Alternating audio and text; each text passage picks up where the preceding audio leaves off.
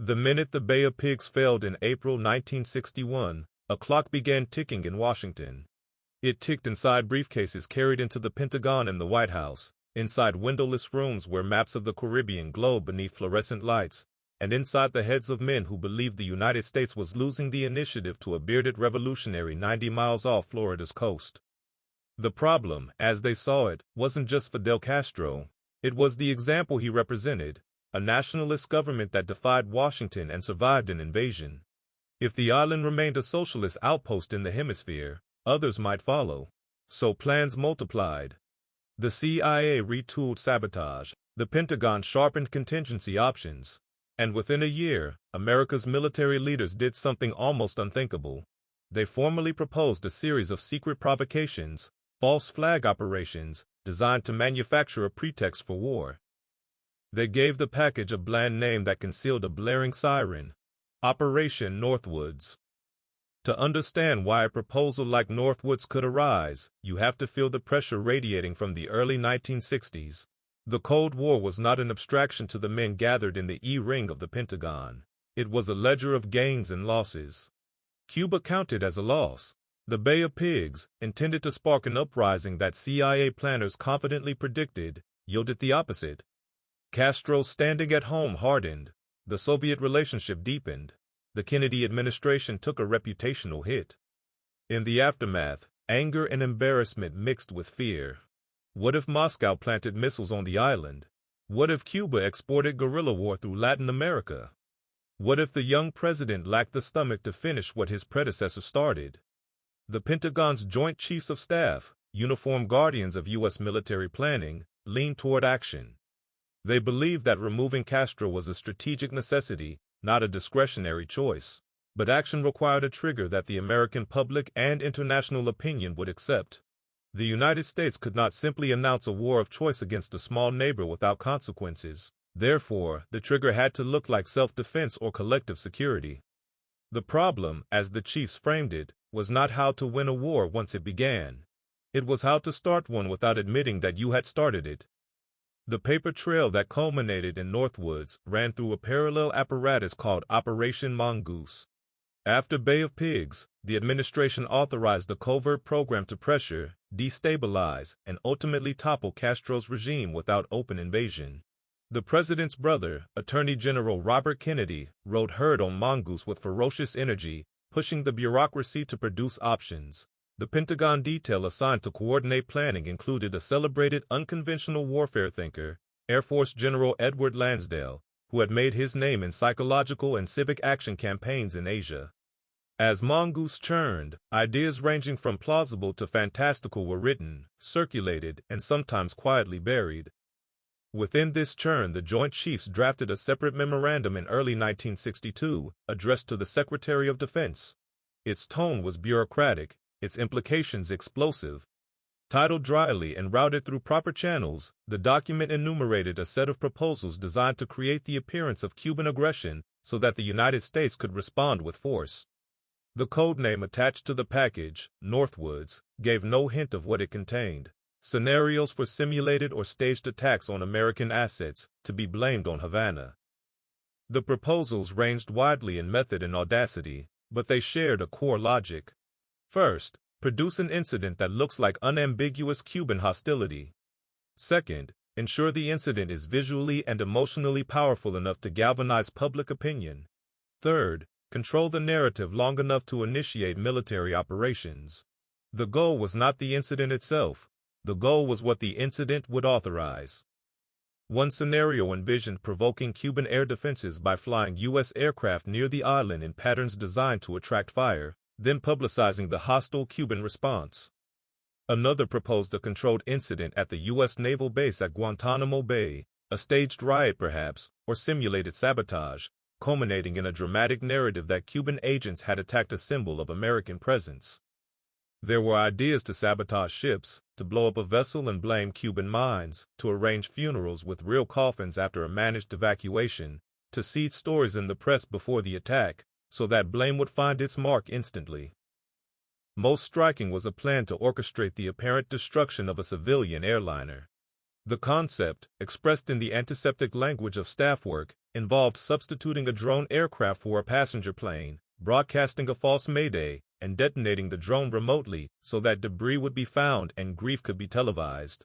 Passengers slated for the flight would in fact be safely offloaded, their identities used as part of the deception. The world would be told that Cuba had shot down an innocent airliner. The outrage would do the rest. If you recoil at the coldness of such writing, the authors anticipated that too. They sprinkled the memo with a rhetoric of necessity. These proposals, they implied, would avert a larger war later. They would move a reluctant public to support what strategic prudence demanded. They emphasized control, deniability, and the minimization of actual harm to American citizens. Yet the moral line they proposed to cross was unmistakable. The U.S. government would deliberately deceive its own people and the world about acts of violence in order to create a casus belli. Why did smart officers think this could fly? Partly because wartime history furnished examples of incidents that mobilized nations. Remember, the Maine had propelled the Spanish-American War in 1898. The 1915 sinking of the Lusitania haunted the path to American involvement in World War I. The surprise at Pearl Harbor defined the American understanding of World War II. The chiefs understood that singular moments move democracies. If singular moments do not arrive on schedule, one could, so their memo suggested, be manufactured. But the uniformed authors were not operating in a vacuum. Across the river, the White House inhabited a different political and ethical atmosphere. John F. Kennedy was no pacifist. He kept force on the table while he explored covert pressure, but he was deeply wary of overt intervention in Cuba. He had inherited the Bay of Pigs plan and paid the price. He did not trust the CIA's optimism or the Pentagon's appetite for escalation. He resented being cornered by staff papers that presumed a decision to invade when he had made no such decision. And he had his own theory of power, that legitimacy mattered, that allies watched, that a young American president should show restraint as well as resolve. So when Northwoods made its way upward in March 1962, it met a wall. Civilian leaders did not bite. The proposals were not adopted. The Joint Chiefs did not receive authority to proceed. Within months, the chairman who had presided over the Northwoods period, General Lyman Lemnitzer, was moved to another post and, in time, out of the chairmanship. The model of engineered pretext that the chiefs had advanced remained on paper. But paper can echo. For decades, the Northwoods memo sat in classified files, a ghost in the archives, referenced in whispers among researchers who sensed that the early 1960s still held unexamined corners. Long after the Cuban Missile Crisis had come and gone, long after Castro had outlasted 10 American presidents, a wave of declassification brought Northwoods into the open. What spilled into public view was not an executed plot, but a proposal, real, formal, and chilling in its matter-of-fact tone. The revelation did not rewrite the history of the Kennedy administration, but it illuminated a possibility that had been considered at the highest military levels, that the government might counterfeit an outrage to legitimate a war. The specifics in the memo are worth lingering on because they reveal how official minds imagine plausibility. The false airliner scenario depended on technical details, a drone aircraft of similar type, a carefully scripted passenger manifest, a fabrication of radio transmissions, a recovery operation to plant evidence, a media plan to manage the tempo of information. The Guantánamo variants counted on the geography of a U.S. enclave on Cuban soil, a fence line to be breached, buildings to be sabotaged, and defenders to be heroized. The maritime options contemplated the choreography of search and rescue, lifeboats found, oil slicks filmed, buoys bobbing where a ship had gone down. Every vignette fused logistics with theater. You can hear, beneath the legalese, a theory of the modern audience. People are persuaded by pictures, by live reports, by dramatic sequences that confirm a ready narrative about villains and victims. The memo's authors were not the first to notice this, and they would not be the last. But their audacity lay in recommending that the American government become the author of that drama against its own citizens' understanding of reality. Critics of the Kennedy White House sometimes cast the president's rejection of such schemes as squeamishness, a failure of will. The counter-argument is that rejecting them was a form of strategic wisdom. Even if a fabricated pretext achieved a near-term military aim, it would corrode the legitimacy of American policy if exposed. Democracies wage war not just with weapons but with credibility. To lie about the origin of a conflict is to build a campaign on sand. Moreover, once the barrier between domestic truth and crafted fiction is breached, the temptation to cross it again grows easier. The memo's existence is a warning. Bureaucracies will sometimes generate options that require leaders to say no. It is also a glimpse into how the machinery of national security reasons under pressure. Staff officers are rewarded for producing options that solve the decision-maker's problem as they perceive it. If the problem statement is, how do we trigger public support for removing Castro, then creative officers will, in good faith, furnish an answer key to that end. Change the problem statement. How do we secure U.S. interests without violating our own principles? And the option set changes. In that sense, Northwoods is not merely scandalous, it is diagnostic. It tests whether the guardrails of a constitutional system hold. Zoom back to the Caribbean vantage point and imagine how a successful Northwood-style operation might have played on the island. Cuban media would have denounced it as imperialist fabrication. American media would have broadcast mourning. Foreign capitals would have chosen sides based on predisposition. The Soviet Union, sensing a propaganda gift, would have parried American claims with charges of deceit. Meanwhile, U.S. forces would surge toward Cuba under a banner of righteous retaliation. Between the first headlines and the first landing craft, the truth would be buried. None of that happened. Instead, the Cuban story of 1962 followed a different script. The missile crisis, reconnaissance photos of launchers, a quarantine line at sea, 13 days of brinkmanship, and a negotiated withdrawal that avoided Armageddon. The world's most dangerous year closed without an invasion of Cuba or a nuclear exchange.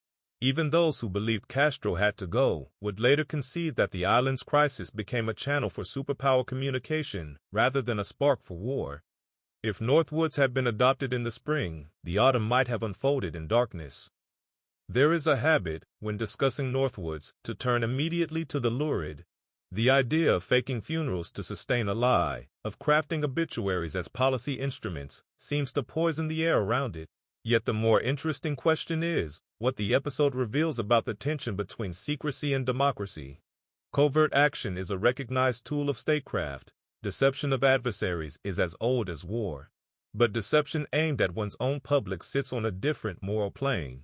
The authors of Northwoods attempted to lower that plane by bureaucratic normalization, putting transgression into bullet points.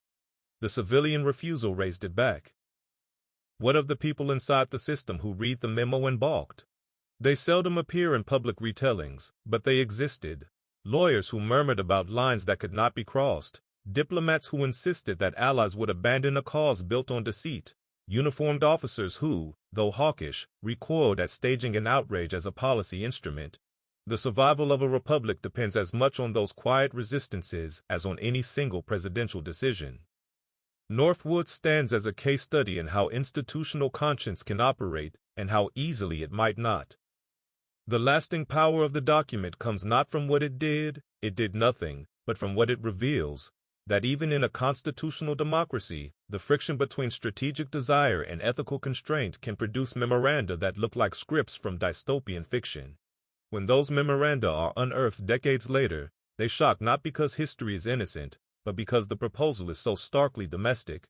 It is one thing to mine a harbor or sabotage a refinery abroad while denying culpability. It is another to stage a crime against your own narrative so that your government can take your country to war. What lessons should be drawn? One is about language. Euphemism is the camouflage of conscience. A pretext incident sounds clinical until you translate it back into human terms. A grieving mother on a tarmac, a flag draped over a coffin, a broadcaster losing his composure on live television. The memo's prose tried to keep blood off the page by using the grammar of options and feasibility. The antidote is to restore plain speech. Another lesson concerns oversight. Documents like Northwoods emerge in shadows and thrive when paper flows among a small circle. Sunlight, eventual, imperfect, often years late, remains one of the few disinfectants our politics still trusts. And then there is the humility that comes from studying near misses. Northwoods was a proposal that died in the inbox. It could have lived. If a different administration had been in office, one more willing to accept the premise that ends justify means, the history of U.S.-Cuban relations might have swerved. If another crisis had made the public less skeptical, if a different chairman had framed the options more cunningly, if a single meeting had gone the other way, textbooks would footnote an unprovoked Cuban outrage that never happened. The distance between our world and that world is thinner than we like to believe. Walk back into the E-ring again. The fluorescent lights hum. A staff officer carries a folder labeled with an innocuous title. Inside it, the pages do not rant or preach, they enumerate. They list resources, timelines, plausible deniability measures, media plans, casualty estimates, and triggers. They are confident that if they can move the president to yes, the system will do the rest. Across the river, a young president reads and frowns and, this time, says no. The folder returns to a safe. Years pass. Eventually someone opens that safe, removes the paper, and places it on a scanner. We read it now not as an instruction, but as a mirror. What we do with the reflection is up to us. Operation Northwoods is the name of a document, not a battle. It is evidence that in a season of fear and fervor, American officials contemplated crossing a line and were stopped. It sits alongside other Cold War artifacts that test the boundaries of democratic practice, covert programs that wove sabotage into diplomacy, psychological warfare that blurred the difference between persuasion and manipulation, contingency plans that treated news as a system to be engineered. That such things were imagined is not a surprise. That some were contained is a relief. That others were not is a reminder.